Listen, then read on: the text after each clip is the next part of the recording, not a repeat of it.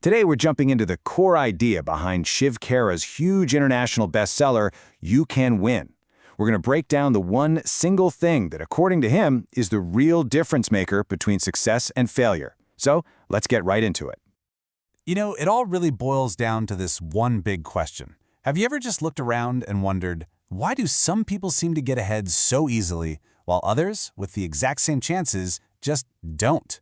Well, the answer isn't some big secret, and it's definitely not about luck. It's about something way more fundamental. It's how they think, and in turn, how they act. So the book starts with this brilliant little story. Picture this. A man is selling balloons at a fair. You know, red ones, yellow ones, blue, green. And whenever business gets a little slow, he lets one float up into the sky. A crowd of kids gathers around and they all want to buy one. Then one day, this little boy tugs on his coat and asks a really simple question. If he let a black balloon go, would that one fly too?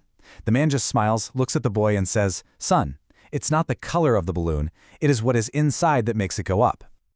And that simple story, that's the whole message right there. That exact same principle applies to every single one of us. It's not our circumstances, it's not our background, it's not what we look like on the outside that decides how high we go. The thing inside of us that makes us go up, well, that's our attitude. So you might be thinking, okay, attitude is important, but how important are we really talking here? Is it just a nice little bonus, or is it like the absolute foundation for everything we want to achieve? Well, let's see what the research has to say.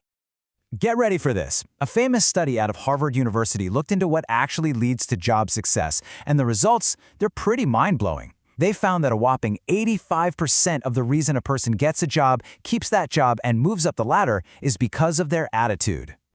And here's the part that's just wild. Only 15%, just 15% of that success comes from technical skills, the facts and figures we learn. But think about it for a second. Almost all our money and time in education is focused on that tiny 15%.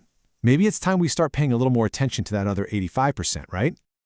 Here's a great way to picture it. The Calgary Tower weighs over 10,000 tons. But get this, more than half of that entire weight is actually underground, in its foundation. And that perfectly illustrates the point. Just like a huge skyscraper needs a massive, strong foundation to stand tall, so does a successful life. And for us, that foundation, it's our attitude. Okay, so we've totally established why attitude is so critical. That leads us to the next big question, which is how do we actually build a better one? The great news is we absolutely can change, but it's not going to happen by accident. It takes a real, conscious plan of action.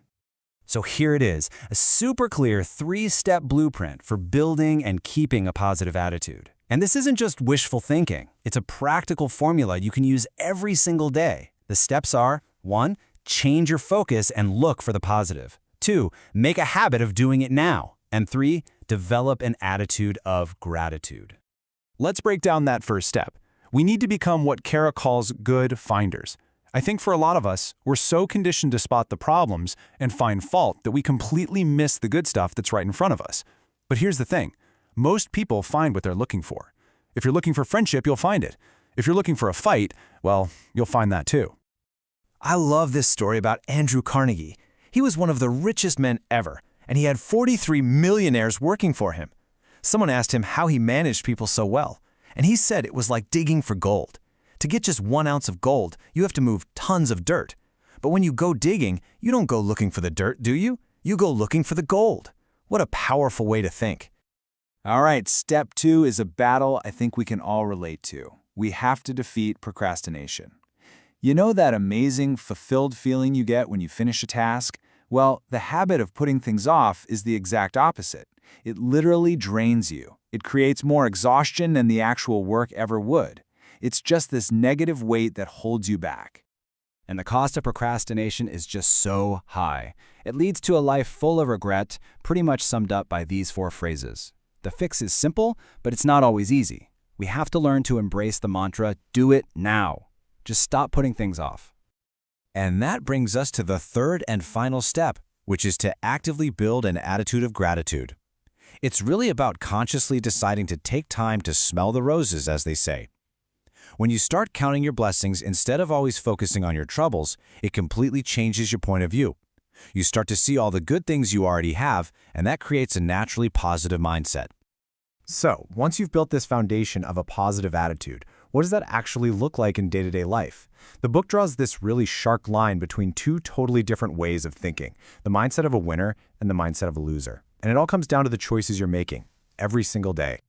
So let's put them side by side. The first big difference, a winner is always part of the answer. They're always looking for a way to solve the challenge. A loser, on the other hand, is always part of the problem. They're always looking for an issue with every potential solution. It's a huge difference in whether you take responsibility or not.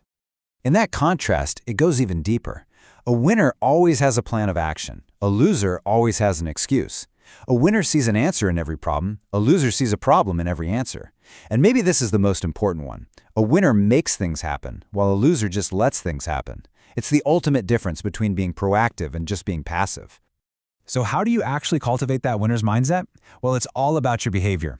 It means you plan and prepare to win. You don't just hope for it. It means you stand firm on your values, but you're flexible on the small stuff. It's about empathy.